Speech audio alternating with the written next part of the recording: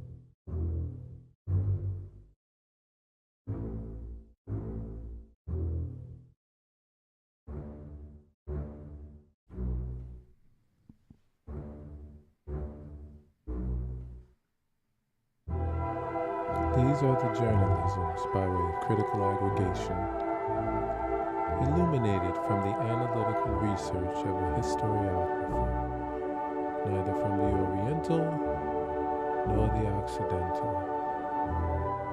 Your engagement through a like, a share, and subscribe will accelerate us at warp speed towards the continuation of our mission to truthfully go where no news will have been going before. Engage impulse engines. Engage. Engage. Engage. Engage. Engage. Engage. Engage. Engage. Engage. Engage. Engage. Engage. Engage. Engage. Captain. Engage emergency override. Engage. Engage. Engage. Engage forward shields, 35%. Engage. Engage the cloaking device. Engage. Of them. Engage them in conversation. Engage. Engage.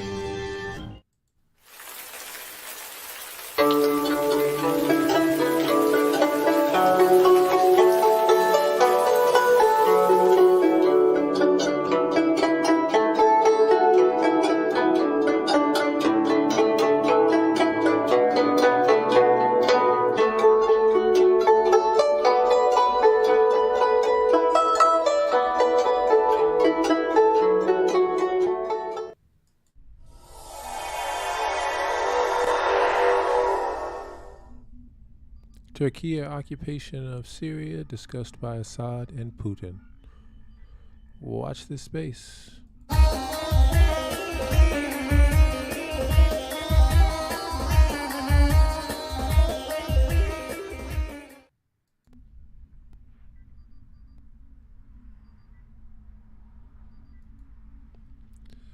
Assad meeting with Erdogan linked to Turkish withdrawal and stopping support mercenaries. Assad stressed the possibility of holding a meeting with Erdogan is linked to Turkey's withdrawal from Syrian territory and stopping support of mercenaries. Bashar al-Assad stipulated during a meeting with a Russian agency that a meeting took place between him and Erdogan, Turkey's withdrawal from Syria, and stop supporting terrorism. Al-Assad explained that with regard to meeting with President Erdogan, this is related to reaching a stage where Turkey is clearly ready and without any confusion for the full withdrawal of Syrian lands and to stop supporting terrorism and restore the situation to what it was before the start of the war in Syria. Then there can be a meeting between me and Erdogan. Otherwise, what's the value of this meeting, and why do we do it if not achieved final results for the war in Syria? These Assad statements came after the first unreasonable visit to the Russian capital, Moscow, during which he met Russian President Vladimir Putin. Al-Assad concluded his visit to Moscow with a statement issued by the Presidency of the Republic in which he said, Assad and Putin dealt with strategic relations between the two countries and based on the principles, interests, common values that bring them together, and the work to strengthen these relations in the interest of these two peoples in a stage that witnesses unprecedented transformations worldwide. During an interview with the Russian agency in response to a question about the possibility of increasing the number of Russian military bases in Syria, Assad said, the perception of the military bases should not be linked to the issue of combating terrorism. The fight against terrorism is currently existing, but it will be temporary, and the Russian military presence cannot in any country. It's based on a temporary thing. We're talking about an international balance. The presence of Russia in Syria is related to the balance of power in the world. He added, we believe that the expansion of Russian presence in Syria is a good thing that serves the idea, and if this expansion in other countries, perhaps in other regions, will serve the same idea, then we say that this is something that may be necessary in the future. He continued, today, the great countries cannot protect themselves or play the role from within their borders. They must play the role from outside their borders, through allies present in the world or through military bases. Economically, Assad said Russia and Syria will sign an economic cooperation agreement in the coming weeks, and each project will be considered and approved separately. Al-Assad added, the projects are now reviewed and the agreement will be signed later within a few weeks, but this item's been left to estimate each company and every project, and each project will be evaluated separately, and this is part of the monitoring mechanism for the implementation and success of projects. According to Assad, the Joint Committee discussed a number of projects during the talks that took place in Moscow during the past days. After signing the agreement, these projects will be announced, and after that, interested companies can apply to participate in these projects, Al-Assad said.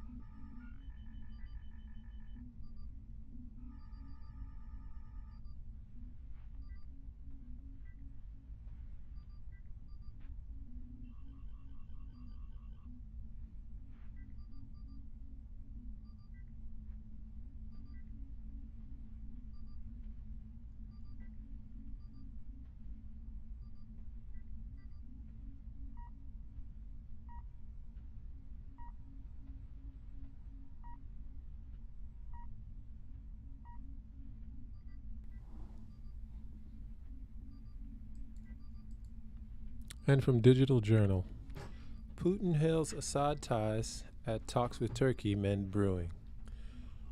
Russian President Vladimir Putin on Wednesday was hosting Syrian leader Bashar al-Assad for talks as the Kremlin seeks to mend ties between Damascus and Turkiye's Recep Tayyip Erdogan. The meeting follows the surprise announcement last week of a Chinese-brokered restoration of diplomatic ties between the Middle East major rivals, Saudi Arabia and Iran. Ties between Erdogan and Assad were severed after the outbreak of fighting in Syria, and successful Kremlin mediation would give Putin diplomatic clout with Russia, isolated internationally over the Ukraine conflict. We're in constant contact and our relations are developing, the Russian leader told Assad as the televised start of the meeting, hailing significant results in the fight against international terrorism. Assad, who arrived in Moscow on Tuesday, voiced support for Moscow's military campaign in Ukraine and said the visit would mark a new facet in his country's ties with Moscow. Kremlin spokesman Dmitry Peskov earlier told reporters the talks would focus on bilateral ties, but said Turkiye-Syria relations will certainly be touched upon in one way or another. Syria's civil war in 2011 strained relations between Damascus and Ankara, which has long supported rebel groups opposed to Assad. Turkey severed diplomatic ties with Syria soon after the war began. Analysts say Moscow now wants to bridge the divide between the two countries that see a common enemy in Kurdish groups in northern Syria described as terrorists by Ankara and backed by Washington. Assad-Erdogan meeting? Erdogan's indicated he could meet with Assad, and their defense ministers met in Moscow in December in the first such talk since the Syrian war began. Diplomats from Russia, Turkey, Syria, and Iran are due to meet in Moscow this week to pave the way for a foreign ministers' meeting, according to Turkish media. Complex questions need to be resolved, however, particularly around the presence of Turkish troops in northern Syria. Assad's government's been politically isolated since the start of the war, but's been receiving calls and aid from Arab leaders after a February earthquake that killed tens of thousands in Turkey and Syria. The Syrian people faced another very serious problem, a catastrophe, an earthquake. As true friends, we're trying to support you, Putin said at the start of their meeting on Wednesday. After the quake, Putin offered Russian aid to Turkey and Syria. Damascus is a staunch ally of Moscow, which intervened in the Syrian conflict in 2015, launching airstrikes to support the government's struggling forces. With Russian and Iranian support, Damascus won back much of the territory it lost in the early stages of the war. The Syrian war has killed around 500,000 people and displaced millions more since 2011, with the brutal repression of anti-government protests.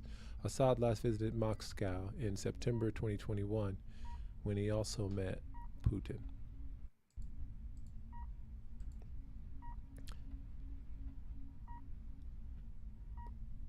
And from Gulf Today, we'll have to read this with a critical eye.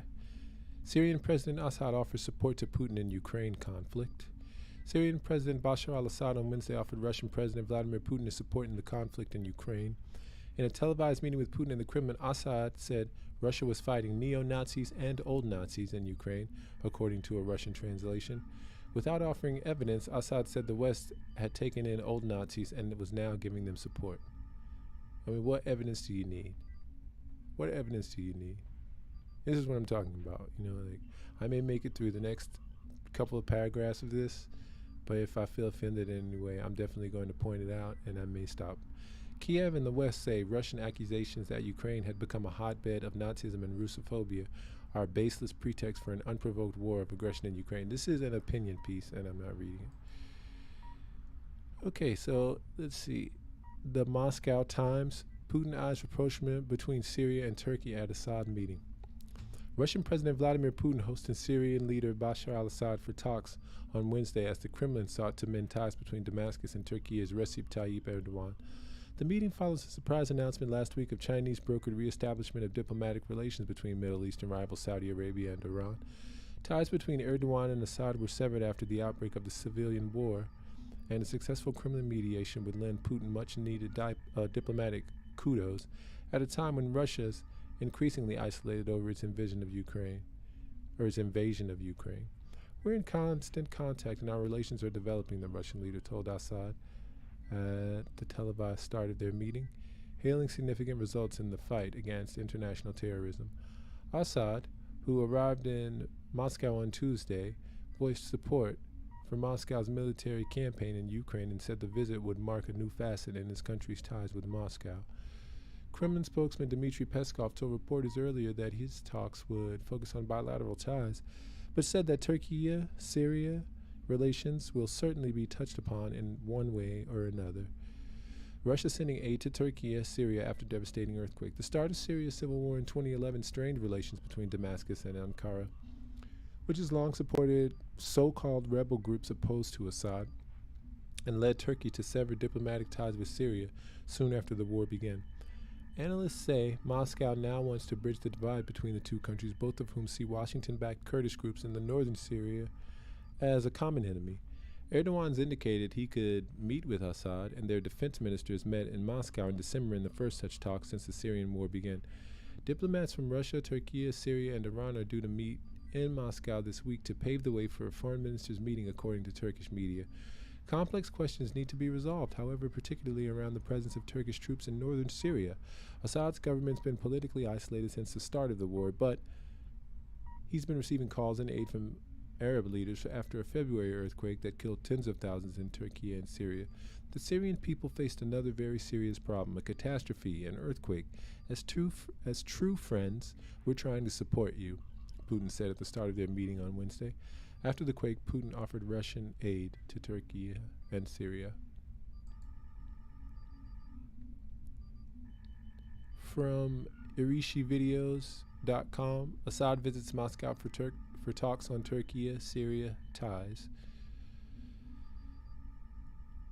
Helping to restore ties between Turkey and Syria offers the Kremlin an opportunity to accumulate diplomatic leverage as Moscow becomes increasingly isolated from the West after sending troops to Ukraine. The meeting follows last week's surprise announcement of the restoration of diplomatic ties between the Middle East's main rivals, Saudi Arabia and Iran, but between the Chinese.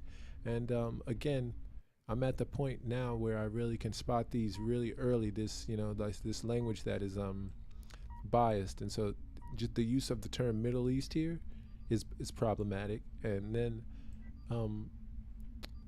pitting Saudi Arabia and Iran against each other as main rivals when we, that's an arbitrary juxtaposition.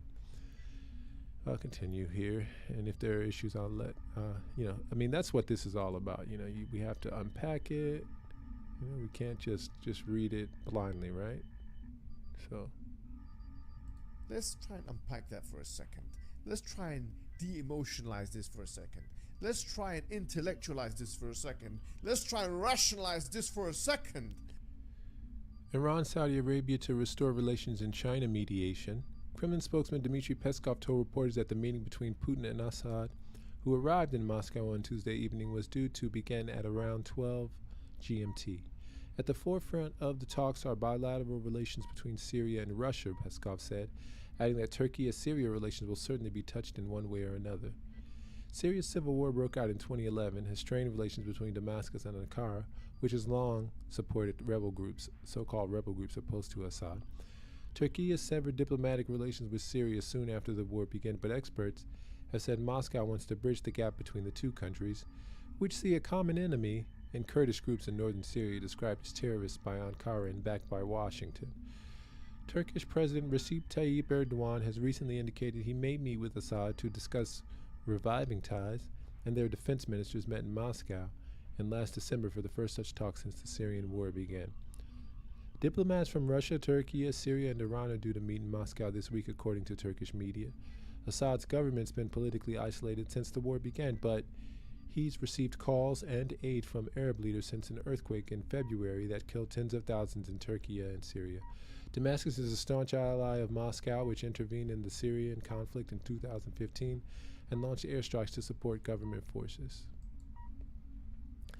Putin hails Assad ties at talks with Turkey amend brewing. And this is from channelnewsasia.com.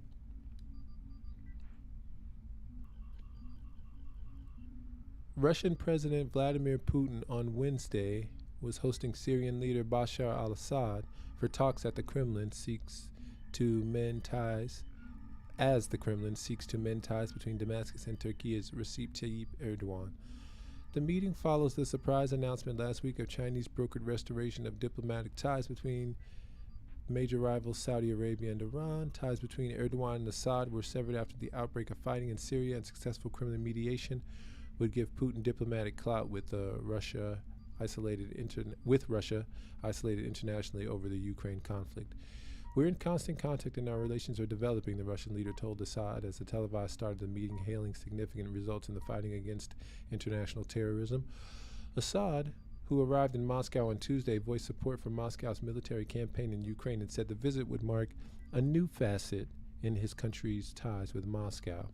Kremlin spokesman Dmitry Peskov earlier told reporters the talks would focus on bilateral ties, but said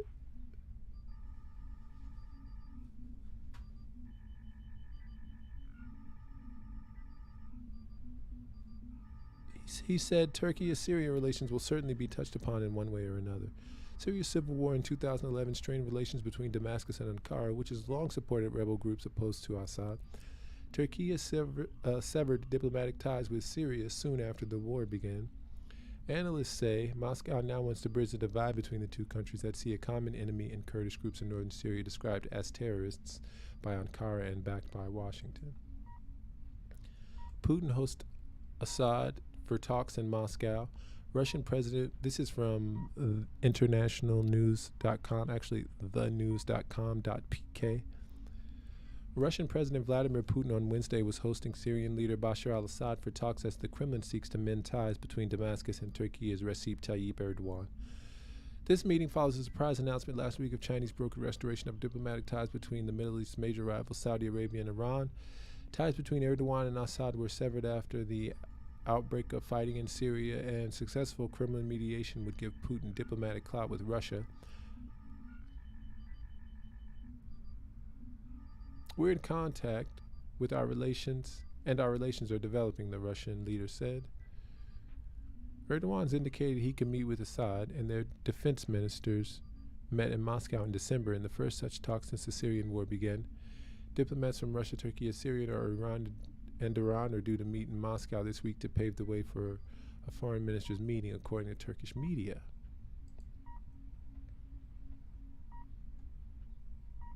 And from Al Jazeera, Syrian President Bashar al-Assad said that he would welcome any Russian proposals to set up new military bases and boost troop numbers to the Middle Eastern country, suggesting Moscow's military presence there should become permanent.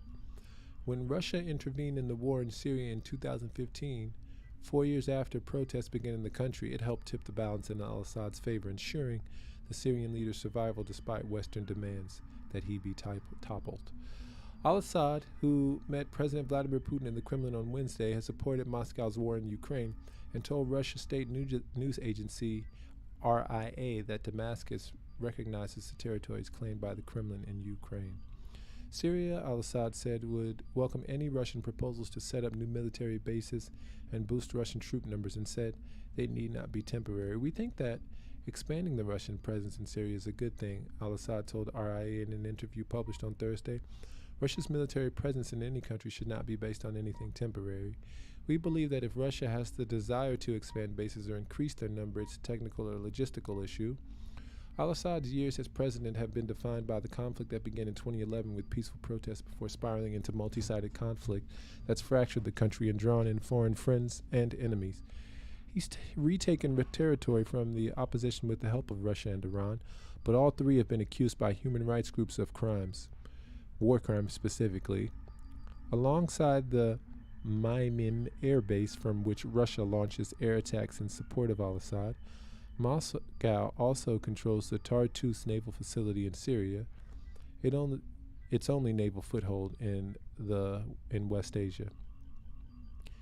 It's been in use since the days of the Soviet Union, and Russia's defense ministry said in January that Russia and Syria had restored the Al-Jara military air base in Syria's north to be jointly used.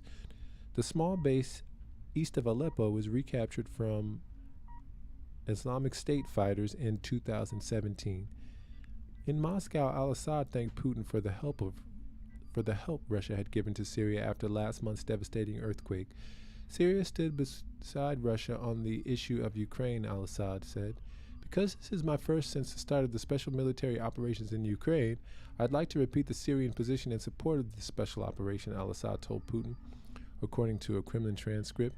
Syria recognizes the territories of Ukraine which Russia has seized as Russian, al-Assad said. I say that these are Russian territories, and even if the war had not happened, these are historically Russian territories, he told RIA. Russia's claimed about a fifth of Ukraine and says the lands are now part of Russia. Ukraine says it'll fight until every last Russian soldier is rejected from Ukraine. The West says that annexation of Ukrainian territory is illegal. Al-Assad said Russia and Syria plan to sign an agreement on economic cooperation in the coming weeks. And from Frontier India, Assad okay with Russia deploying hypersonic missiles in Syria as the U.S. struggles in the Middle East. The president of Syria, Bashar al-Assad, believes that Russia's military involvement in Syria should not be considered temporary or restricted to countering terrorism. Syrian President Bashar al-Assad arrived in Moscow on March 14th and met with his top friend, Russian President Vladimir Putin, in a 3-hour meeting.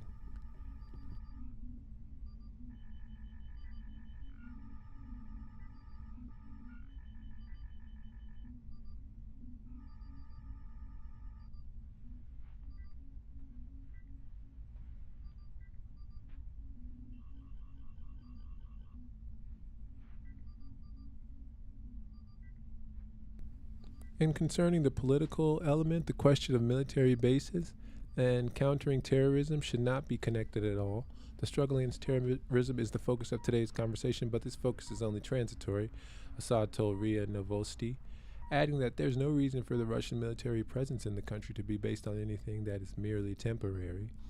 We say about the international balance and the presence of Russia in Syria is important, it's of importance related to the balance of power in the world as a country located in the Mediterranean Sea, Assad said. In response to a question on the prospect of deploying hypersonic missiles, Assad stated that Russian military bases in Syria should get the most advanced weapons to overcome threats. He said that the distinction is in the caliber of weaponry, but the underlying idea remains unchanged. According to him, it goes without saying that if one intends to establish bases, one should not make those bases vulnerable from a tactical strategic standpoint. It's only natural and reasonable that bases should be armed with the most powerful weaponry possible to fulfill their intended function as a deterrent or a balancing force. Assad stated that the fundamental idea is of course the same regardless of whether the weapons in question are hypersonic missiles or any other type of more sophisticated weapon in the present or the future. As they are only present within their own state territory, he believes that today's superpowers cannot define themselves or play the role that's rightfully theirs on the international scene. They should do it outside of them through allies in the world or through bases, the Syrian president added. In June 2021, 2 Russian MiG-31K planes capable of carrying hypersonic Kinzhal missiles were deployed for the first time to Syria's Kemeim airfield. If Moscow establishes bases in Syria, it'll pose a challenge to the U.S., which is losing its influence in West Asia due to rising competition from Russia and China. The U.S. involvement in Syria has been hotly debated, with some claiming that it's only made matters worse for ordinary Syrians, while others believe that the U.S. must do more to aid the Syrian opposition and shield civilians from the brutality of the Assad dictatorship. The U.S. has also been accused of stealing oil from Syria, particularly in areas controlled by Kurdish forces in the northeast. In 2019, President Donald Trump publicly stated that the U.S. was keeping the oil in Syria and would use it to help fund the military presence there. The U.S. has also agreed that its legal basis for maintaining a military presence in Syria under the authorization for the use of military force passed by Congress in 2001. Critics of the U.S. presence in Syria argue that the oil-related activities are illegal and violate international law, as well as harm Syria's economy and the well-being of its people. They also argue that the U.S. focus on oil and military intervention in Syria is driven more by geopolitical interest than humanitarian concerns. However, supporters of the U.S. presence say that it's necessary to prevent the re-emergence of Islamic states and to support local partners in the region. In contrast to his position on the U.S., Assad says he trusts Russia. We trust the Russian side, as it's played the role of a mediator to facilitate these contacts, while within the framework of the foundations on which Russian policy is based. Respect for international law, acknowledgement of state sovereignty, rejection of terrorism, respect for Syria's territorial integrity and sovereignty over its land the necessity to withdraw illegal foreign armed forces from Syria are among these pillars, according to Assad. To this end, Russia is working with Syria, attempting to resolve the sites in Geneva, Astana, and other cities. All these negotiations have one goal: to restore stability in Syria, Assad stressed. Russia is Assad's principal supporter and a large presence in Syria, where a 12-year uprising turned civil wars killed about 500,000 people and displaced half of the country's pre-war population. Moscow has played a critical role in combating armed opposition organizations attempting to destabilize Assad's administration by providing military backing. It's also aggressively supported Damascus against UN opponents. From the start of the war, Moscow has increased its military presence in Syria by establishing a permanent air station at Hmeimim in Syria's Latakia region. Russia's naval facility in the Syrian seaport, located in Tartus City on the Mediterranean coast, is the Russian Navy's only permanent warm water port outside of the former Soviet Union.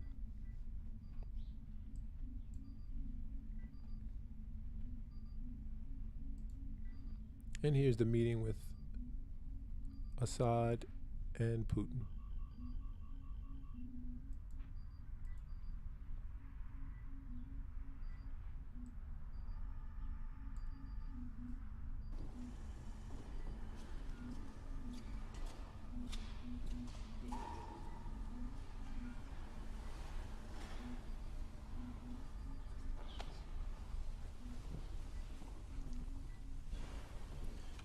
Уважаемый господин президент, очень рад вас видеть в Москве. Мухаммад Раис, Аль-Махтарам, Саид джиддан бируиткум хуна фи Москва. Спасибо, что приняли наше приглашение. وشاكرين على تلبية هذه الدعوة. Мы находимся в постоянном контакте. ونحن على اتصال دائم. И наши отношения развиваются. ونشهد تطوير علاقاتنا. Благодаря нашим совместным усилиям и решающему вкладу российских вооруженных сил в Сирии достигнуты существенные результаты в борьбе с международным терроризмом. وبفضل جهودنا المشتركة وبفضل كذلك للمساهمة العامة من قبل القوات المسلحة الروسية تم تحقيق نتائج ملموسة فيما يخص لمعارضة ومقاومة الإرهاب الدولي. Это дает возможность стабилизировать социально-экономическую и внутриполитическую ситуацию. وهذا يتيح فرصة لتحقيق أكثر من الاستقرار في الوضع الداخلي وكذلك الاجتماعي والاقتصادي في السوريا. Но, к сожалению, сирийский народ столкнулся с еще одной очень серьезной проблемой, с катастрофой, землетрясением.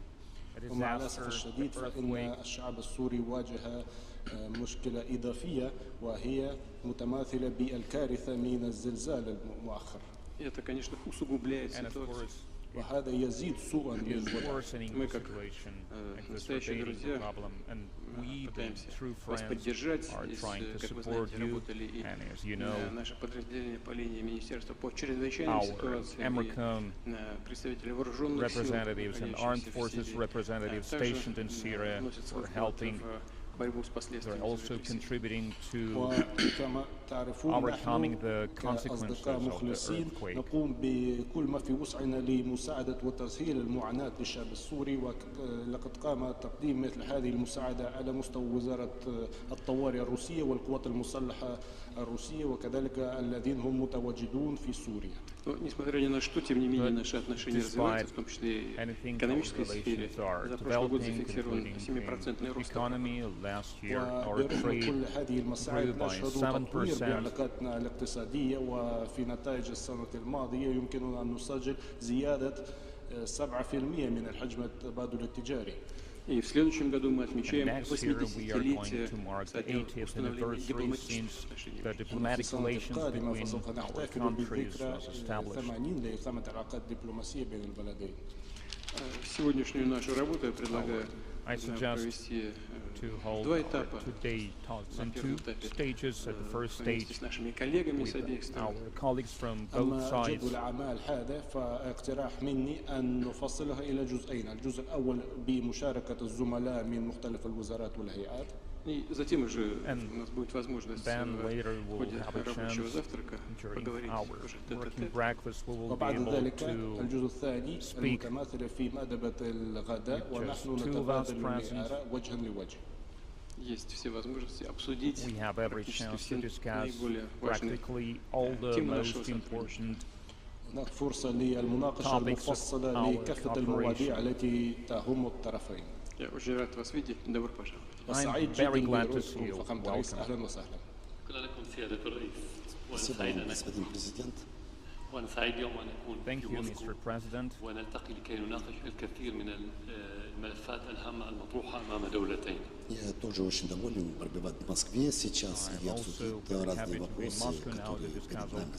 صحيح أن اللقاء بين المسؤولين لا تنقطع بمختلف المستويات. Действительно, встречи между разными чиновниками с обоих сторон, они не прекращаются. ولكن التغيرات الدولية التي حصلت خلال العام الماضي تتطلب منا أن نلتقي ونضع تصورات مشتركة للمرحلة القادمة. Но, скорее всего, разные перемены, которые происходят на международной арене, вынуждают нас все чаще и чаще встречаться, чтобы понять, по какой рамке будем двигаться дальше. أود بداية أن أتوجه شكري لكم وللممثلة بوزارة الطوارئ على المساعدات الكبيرة التي قدمت خلال الزلزال الذي أصاب سوريا الشهر الماضي. Сначала я хочу преадресовать слово спасибо как и вам, так и всем министерствам Российской Федерации, которые отражали сейчас в случае, с которым присутствовали и помогали в борьбе с землетрясением. الذي ساهم مساهمة مباشرة في إنقاذ المصابين في هذا الزلزال. Также Минобороны Российской Федерации и военные, которые принимали непосредственное участие в эвакуации всех раненых с والذي كان له تأثير كبير في التخفيف عن المصابين وفي التخفيف من الزلزال على المواطنين من سوريا. Это действительно повлияло на уменьшение количества как и жертв, так и раненых, и это помогло, в принципе, уменьшить также ущерб воздействия землетрясения.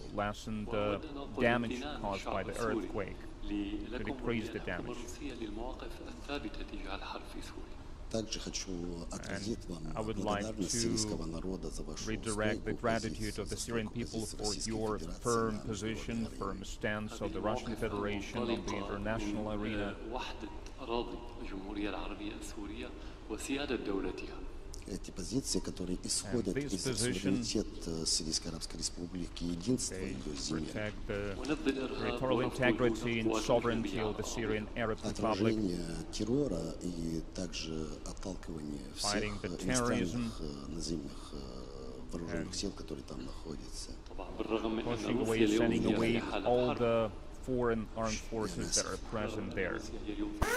Несмотря на то, что Россия сейчас также ведет спецоперацию, despite Russia is now involved in its own special military operation, it still adheres to the same position, the same stance.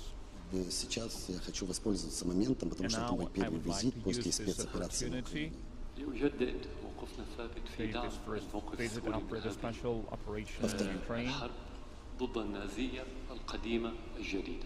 Повторить сирийскую позицию в поддержку этой спецоперации против неонацистов,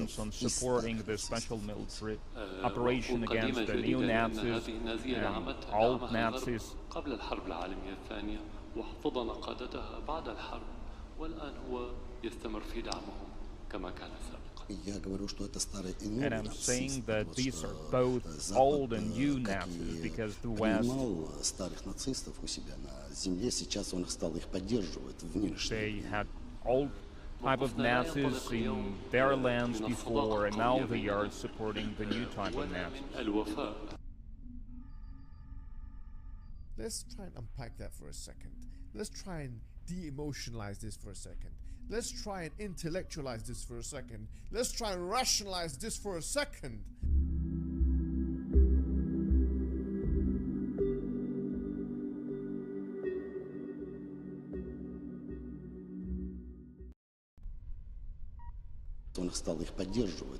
They had old type of Nazis in their lands before, and now they are supporting the new type of Nazis.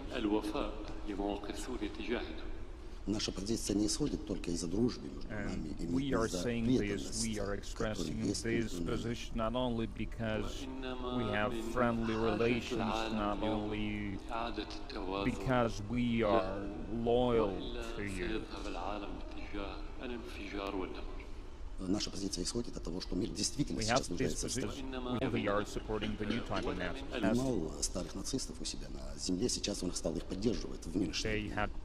Type of Nazis in, and I'm saying that these are both old and new Nazis because the West старых нацистов у себя на земле, сейчас он стал их поддерживать в нынешнем. They had old type of Nazis in their lands before, and now they are supporting the new type of Nazis.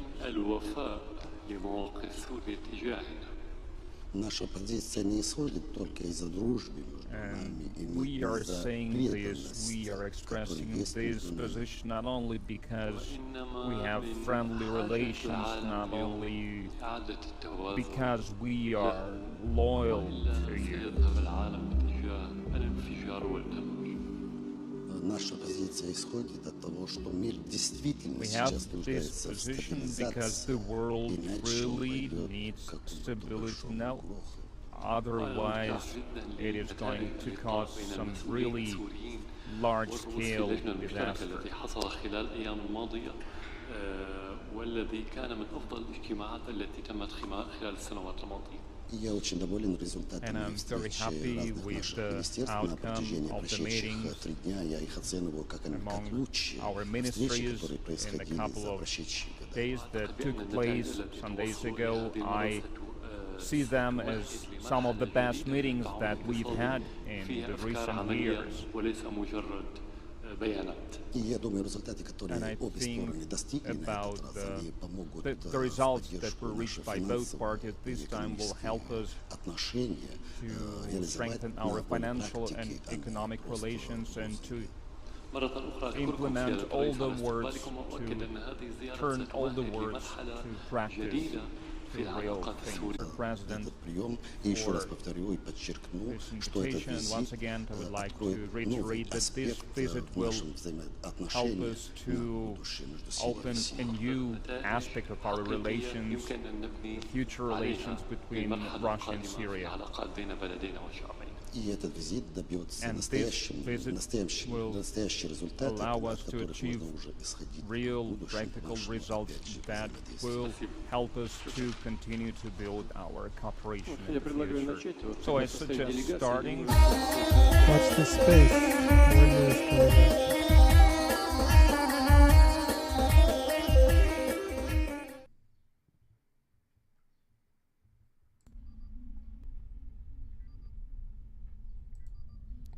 Mysterious bomb shakes Israeli security establishment.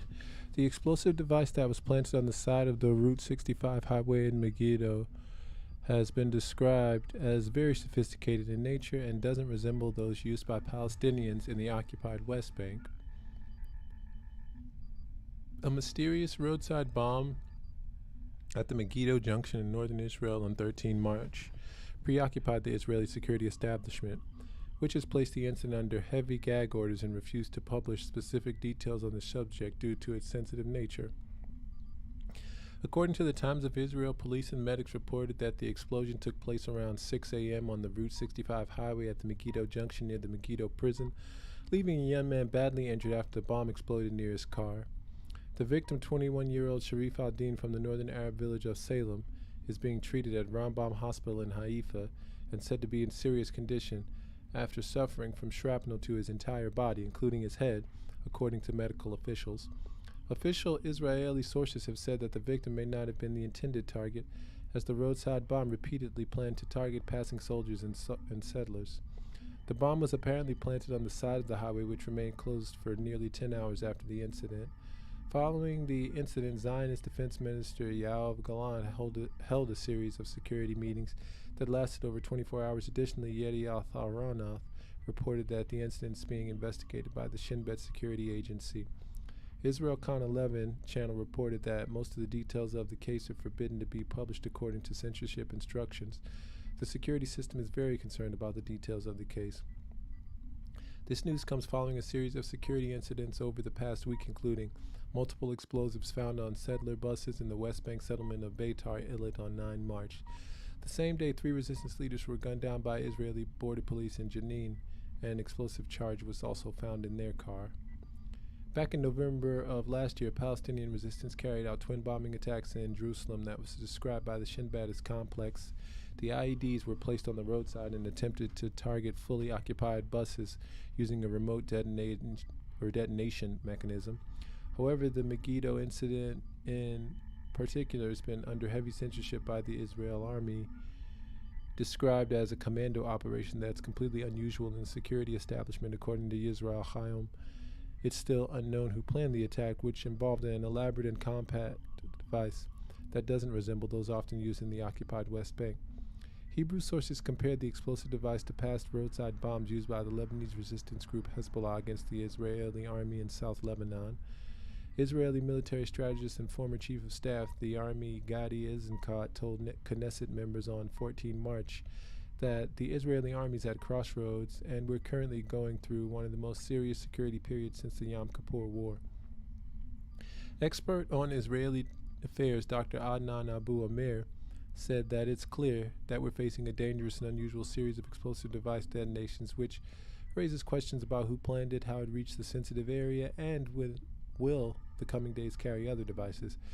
Recent months have witnessed an increase in the use of explosive devices by Palestinians as opposed to shooting operation in what's being described by many as beginnings of the Third Intifada. As a result, the security establishment fears advancement in bomb making by the Palestinian resistance in the occupied West Bank. Such bombing operations are reminiscent of those carried out during the Second Intifada, which saw several large-scale attacks such as the Megiddo Junction bus bombing of 2002 by Palestinian Islamic Jihad. In 14 March feature in a 14 March feature by Haaretz. Amos Harel writes, the Shin Bet and IDF have been concerned for several months about increased attempts by Palestinians to prepare explosive charges. Israeli officials have said that publishing the details of the Megiddo bomb will undermine the public's sense of security at a time when the security establishment is trying to avoid confrontation. And from Al Mayadeen, Israel investigating Hezbollah role in northern Palestine IED. The Israel official security statement said that at the beginning of the week, an explosive device was detonated near the Megiddo Junction on Route 65, seriously injuring an Israeli settler.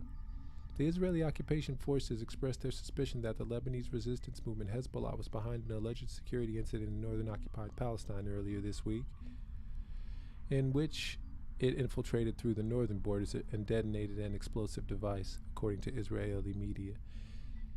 The IOF spokesperson, the Shin Bet, an Israeli security agency spokesperson, said, the Israeli police spokesperson?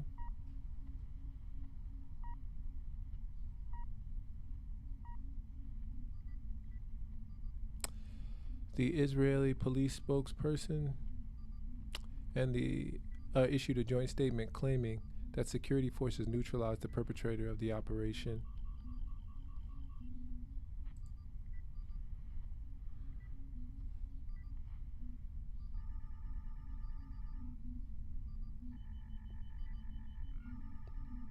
According to the statement, an explosive device was detonated near the Megiddo intersection on Route 65, seriously injuring an Israeli settler, and the security forces worked to locate the suspects behind the operation.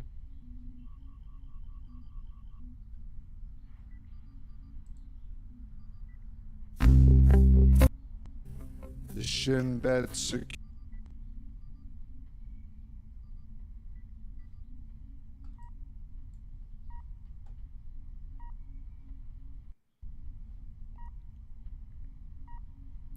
The joint Israel security statement claimed that an initial investigation shows that the person behind the operation apparently closed Lebanese territory in occupied Palestine earlier this week, or crossed Lebanese territory into occupied Palestine earlier this week. It added that it turned out that after the attack near the Megiddo intersection, the perpetrator stopped a car, asked the driver to drive north, stressing that the attacks are subject to an investigation in which Hezbollah's responsibility is also being investigated. The Israeli military had reported on Wednesday about what it described as a dangerous security incident in northern occupied Palestine and indicated that the security issue was caused by a side bomb that was detonated on Route 65 at the Megiddo Junction. Israeli media correspondents reported that since Tuesday, the date of the incident in the north towns and roads are closed and soldiers roam between houses at evening hours. On the other hand, Israeli media reported earlier that Netanyahu postponed his visit to Berlin and Smotrich cut short his tour, referring to security talks at the highest level in Israel amid suspicions of a difficult security operation. The correspondent of the Israeli Khan channel confirmed that the Shin Bet is still imposing a ban on publishing more details. He said that officials are talking about the unknown identity of the perpetrator, and investigations are looking to assess Lebanese Hezbollah's involvement, pointing out that suspicions also revolve around the possibility of the involvement of Hamas and its front in Lebanon, which is led by Saleh al-Aruri. The Yedioth Ahronoth newspaper also published that Prime Minister Benjamin Netanyahu and Security Minister Yoav Gallant instructed Israeli officials not to make any statement about the Megiddo operation.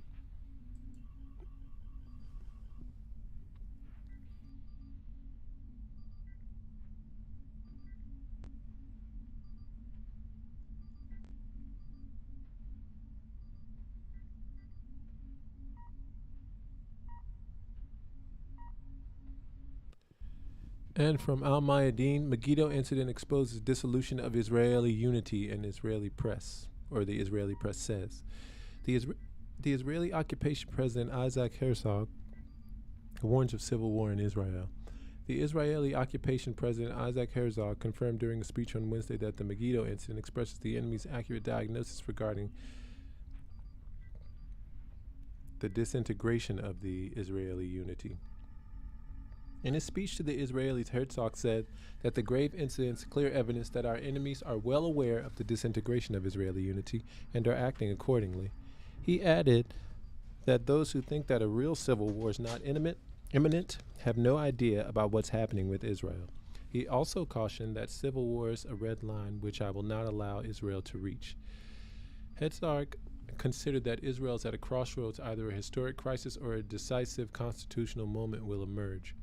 Meanwhile, the head of the Israeli opposition, Yair Lapid, stressed the importance of waiting for the results of the investigation into the Megiddo operation, considering that if Hezbollah is responsible, then Israel is obliged to respond. However, the response would be carried out at the brink of war.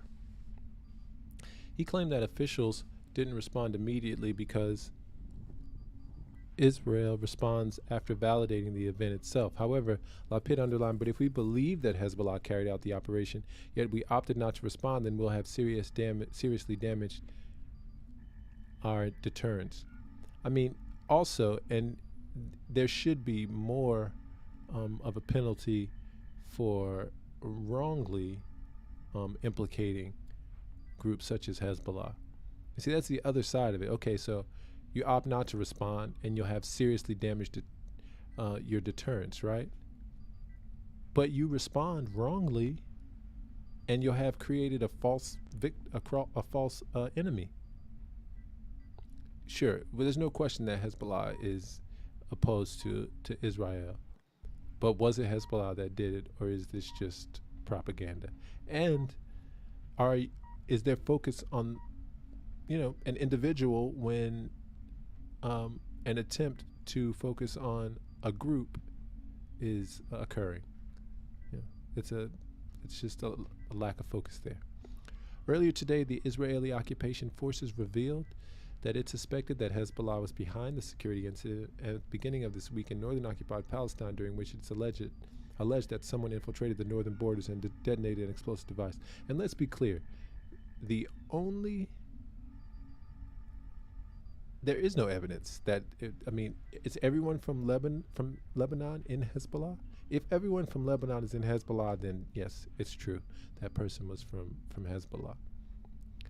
Also, they say the complexity of the bomb lends itself to the idea that it could have been Hezbollah. But then earlier in this article, there's also a few statements about non-Hezbollah bombs being complex that were detonated in Palestine. So it's just a lack of consistency, and also a blame game. Like, it would be more comfortable for Israel to focus on Lebanon at this point. To focus on Hezbollah at this point, as opposed to focusing on Lebanon or focusing on nothing at all. A joint statement was issued by the spokesperson of the Israeli army, the Shin Bet, and the Israeli police, saying that the security forces neutralized the perpetrator of the operation near the Megiddo Junction in northern occupied Palestine. The statement said that at the beginning of the week, an explosive device was detonated near the Megiddo intersection on Route 65, which seriously injured an Israeli settler, and the security forces worked to locate the suspects in placing the explosive device.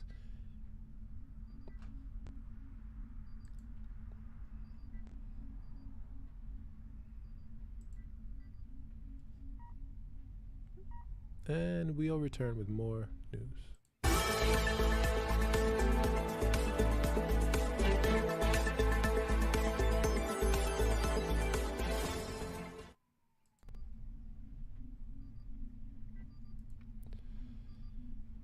And from the European conservative, Kosovo and Serbia backtracking on EU brokered deal.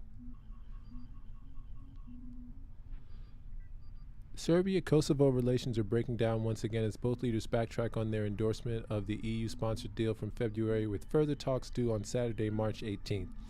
It appears the EU is still powerless to break the long-running diplomatic deadlock, in spite of both countries' desire to join the bloc. The majority, Albania and Kosovo, unilaterally declared independence from Serbia in 2008. Since then, Serbia has not only refused to recognize Kosovo, it's also systematically campaigns against both Kosovo's recognition by other countries and its membership in international organizations. However, the EU's made the end of this standoff a precondition for Serbian and Kosovar membership, the likes of which Serbian national conservatives call blackmail while speaking to the European conservative. The breakthrough that appeared to loom at the end of February, in which Serbia would de facto recognize Kosovo's independence in exchange for political rights for Kosovo's Serbian minority, now looks unlikely. Speaking to Euronews, Kosovar Prime Minister Albin Kurti said that the creation of an official association of Kosovo's Serbian majority townships, a Serbian municipalities association as stipulated in the EU deal, is not acceptable to his country. He explained that Kosovo's constitution can sustain a mono-ethnic entity like the Association of Serb Majority Municipalities. Kurti emphasized that Kosovo is a multi-ethnic society where they respect each individual in spite of their backgrounds, despite the fact that 93% are Albanians. Such promises of a tolerant multi-ethnic Kosovo don't resonate for the Serbian minority who feel besieged. In the past weeks, they've been protesting land appropriations by the Kosovo government. Last winter, they blockaded border crossings in response to Kosovo government plans to make them scrap their Serbian license plates, resulting in a crisis which saw the Serbian army placed on full alert and was only de-escalated in January. For President Vučić of Serbia, Kurti's refusal to create a Serbian Municipalities Association is a deal breaker, insisting that he would still attend the next talks because he didn't wish Serbia to appear as insane people who do not want to talk. He saw a little point otherwise. Why would we be invited to join a wedding party if there's no bride and no groom? Vučić himself has also backtracked. While he endorsed the EU-sponsored deal, he also made a hardline statement against recognition, saying that there will be no surrender, no capitulation. In face of the developments, the prospects for the EU to act as peacemaker are dim for now. And as far as I'm concerned, it sounds like Serbia and their lack of recognition of Kosovo is the issue. Serbian president rules out factual or de jure recognition of Kosovo, according to Radio Free Europe, Radio Liberty. Serbian President Alexander Vučić has said there will be neither the factual nor de jure recognition of neighboring Kosovo under his leadership, vowing that he won't be the one to sign on to the independence of the majority ethnic Albanian former province.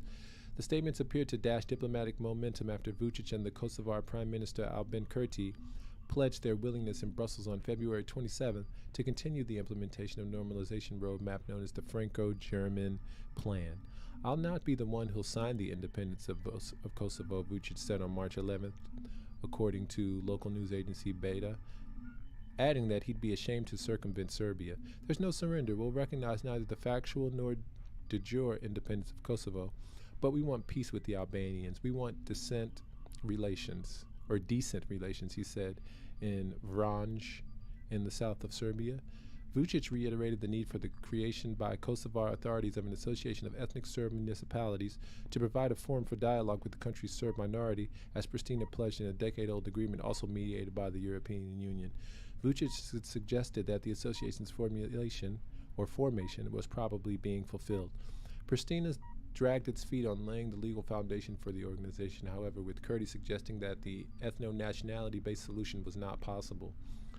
Vučić on March 9th also cast doubt on Belgrade's willingness to clear the way for Kosovar admission to the United Nations or recognition for Kosovo. More than 100 countries around the world recognized Kosovo's 2008 Declaration of Sovereignty, which followed a bitter war of independence after the breakup of Yugoslavia and has not been acknowledged by Serbia, Russia, and a handful of EU states. The head of Kosovo's liaison office in Serbia, Jedić Jasari, asserted after the late February commitments that they are a turning point on the long path of negotiations. It is crucial that the implementation of the proposal begins without delay and in good faith, Jashari told RFE-RL's Balkan service. Belgrade and Pristina have each maintained liaison offices in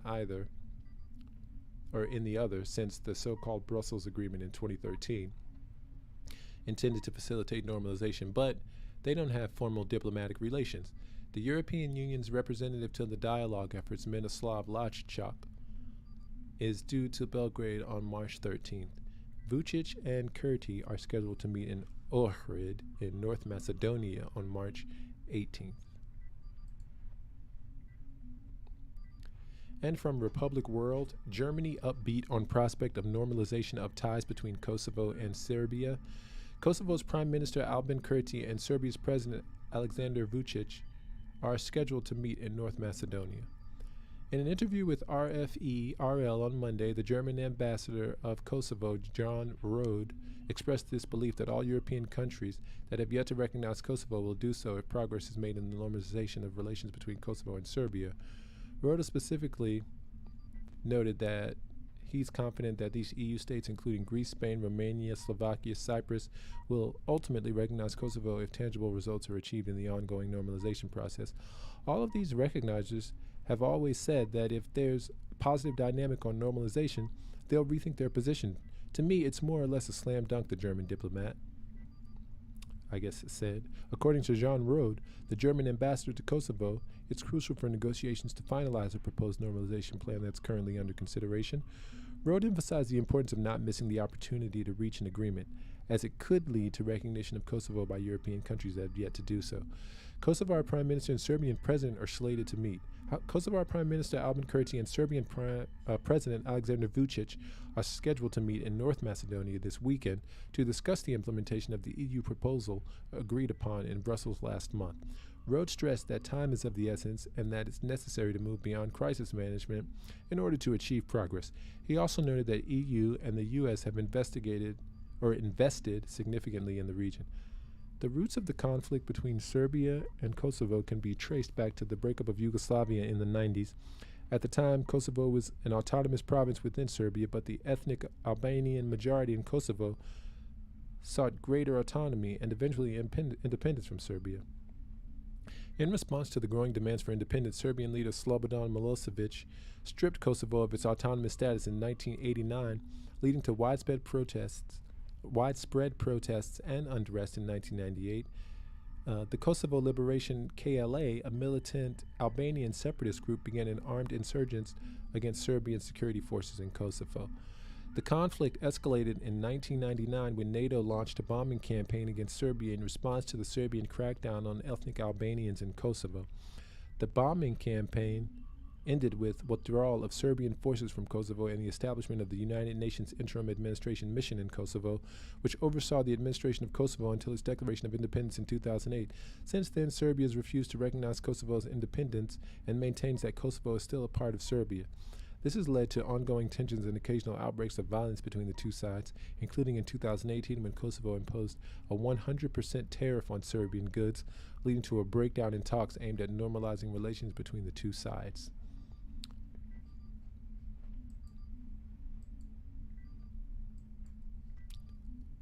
And we'll have more news when we return.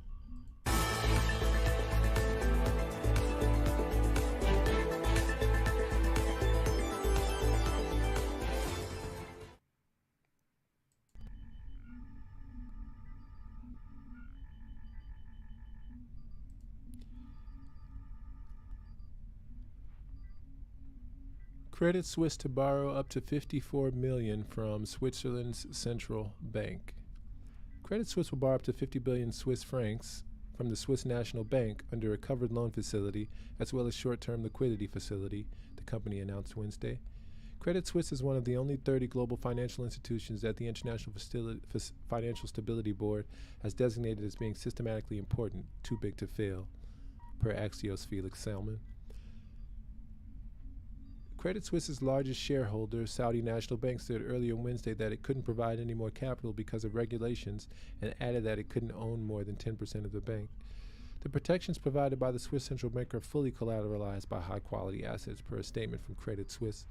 Credit Suisse also announces offers by Credit Suisse International to purchase certain OpCo senior debt securities for cash up to approximately CHF 3 billion, the statement added.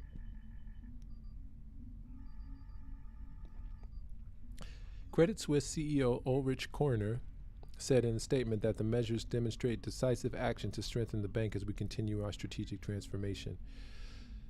What began 1 week ago as a California bank trying to sell some stock has morphed into a global crisis of confidence in banks, even if Credit Suisse is in trouble long before people have ever heard or had ever heard of SVB. And from Ripple's Nigeria, Credit Suisse majority investors sparks fear among bankers and shareholders.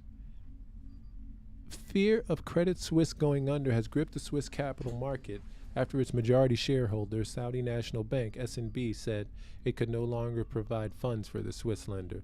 Saudi National Bank, which brought 9.9% stake in Credit Suisse last year revealed that it could no longer provide capital whenever the lender was in need of a financial bailout. In 2022, Saudi National Bank participated in a $4.2 billion fundraising run by Credit Suisse, pledging an investment value of 1.5 billion Swiss francs. According to the largest investor on Wednesday, providing more capital will push its stake to 10%, which will breach the regulatory restrictions that prevent the shareholder from holding 10% ownership. Saudi National Bank Chairman Ammar al-Qudairy told Reuters that we cannot because we would go above 10%. It's a regulatory issue. Although he doused fear of Credit Suisse in need of financial assistance, stating, I don't think they'll need extra money. If you look at the ratios, they're fine. The whole notion of logic. I don't think they'll need extra money. The comment was enough to spark fear among equity investors as Credit Suisse's shares fell for, its share fell for the first time under 2 Swiss francs, $2.17, the Swiss capital market. It recorded a new all-time low, trading around 1.78 Swiss francs at some point during Wednesday's session, and fell as low as 30% before regaining part of the loss by closing down at negative 24%. The fear among the capital market followed the failure of 2 major banks in the United States, Silicon Valley Bank and Signature Bank. Both banks liquidated due to the financial crisis amid soaring inflation and increased interest rates in the United States. This has sparked fear of contagion in the European financial markets. As a result of the fear of financial crisis in Swiss credit, which posted 7.3 billion Swiss francs loss for 2022, Swiss authorities released a statement to assure of financial support if the lender needed it. The Swiss Financial Markets Supervisory Authority, FINMA, and the Swiss National Bank, SNB, assert that the problems of certain banks in the USA do not pose a direct risk of contagion for the Swiss financial markets. The strict capital and liquidity requirements applicable to Swiss financial institutions ensure their stability. Credit Suisse meets the capital and liquidity requirements imposed on systematically important banks if necessary. The SNB will provide CS with liquidity, FINMA and the Swiss National Bank said in a joint statement.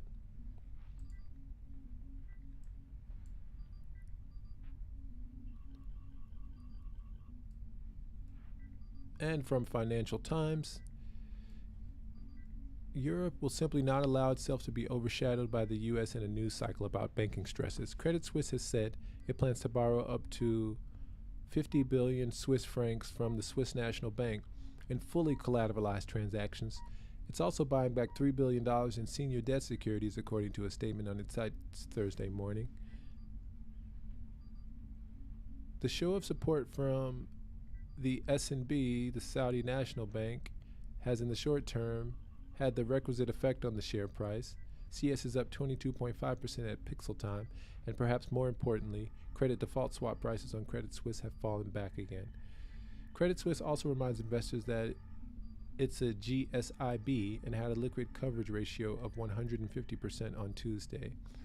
As of the end of 2022, Credit Suisse had a CET1 ratio of 14.1% and average liquidity coverage ratio of 144%, which has since improved to approximately 150% as of March 14, 2023. The use of the covered loan facility, the CFH 39 billion, will further strengthen the LRC with immediate effect. Credit Suisse is conservatively positioned against interest rate risks. The volume of duration fixed income securities is not material compared to the overall high-quality liquid assets portfolio, and in addition, is fully hedged for moves in interest rates. Moreover, the loan bank's highly collateralized at almost 90% with more than 60% in Switzerland, and an average provision for credit loss ratio of 8 BPS across wealth management and the Swiss bank. Still, Barclays macro strategist wrote Wednesday that they're becoming more concerned about the vibes-based sell-off that's expanded beyond the U.S. regional banks.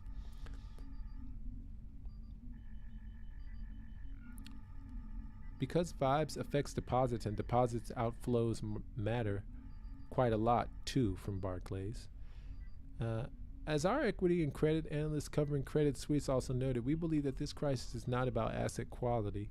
It seems to be a liquidity crisis driven by deposit outflows and a steady stream of negative headlines about the Swiss bank, and it has the potential to matter considerably at a macro level if not tackled. The European and U.S. banking systems are far better capitalized than they were in 2008, but in today's market move, even extremely well capitalized and healthy European banks are seeing their AT1 bonds drop sharply in sympathy. If not stopped, confidence crisis can spiral into solvency issues. For instance, throughout the euro area crisis, the only clear solvency crisis was Greece. Yet highly solvent sovereigns such as Spain got entangled in worries that the ECB wouldn't stand behind the banking system unconditionally, and that any conditionality was too politically painful for individual countries within the Eurozone to accept. Without decisive action on the liquidity front, markets will ultimately ask the question of who's next, even for banks that currently have the confidence of investors. The SNB's liquidity provision could qualify as decisive action. One can only hope it doesn't spook markets too badly, especially ahead of the upcoming ECB rate decision later today, where a 50 BP rate increase was even seen as a sure thing until yesterday. Financial Times does not sound confident, as it usually does. It's usually blindly confident, and right now, the banking system is not that way. And from SingingAlpha.com, Credit Suisse stocks jumped 32% as lenders secured $54 billion loan from Swiss National Bank. Shares of Credit Suisse listed on the Swiss exchange jumped over 32% on Thursday after the troubled lender said it'll borrow up to 50 billion francs from the Swiss National Bank. Its U.S.-listed shares gained 9% before the bell. Credit Suisse also announced public lender offers by Credit Suisse International to repurchase certain OpCo senior debt securities for cash up to 3 billion francs. The lender's shares took a beating on Wednesday, dropping more than 30% to 1.55 francs, amid growing concerns over its liquidity after its top shareholder ruled out offering further financial assistance. The comments came a day after Credit Suisse disclosed that it identified a material weakness in its reporting procedures and was developing a remediation plan to address the same. Note that the bank said its 2022 results released last month were not impacted by the material weakness. The market reaction pushed the Swiss National Bank and the country's financial market supervisory authority to assure investors that Credit Suisse meets capital requirements. They added that recent failures in U.S. regional banks do not pose a direct risk for contagion for the Swiss financial markets. Now I'll open up a channel here. Beam me up.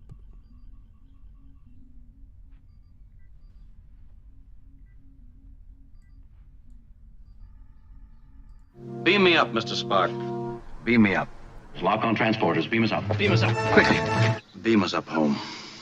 Beam us up. Prepare to beam us up, Mr. Scott. Beam us up, Mr. Scott. Prepare to beam us up. Mr. Scott, prepare to beam us up. Have Scotty beam us up. Beam us up. Beam us up. Scotty, beam us up fast. Stand by to beam us up. Scotty, beam me up. Beam me up. Beam us up now! Stand by to beam us up. No need to beam me up, sir. The situation is under control.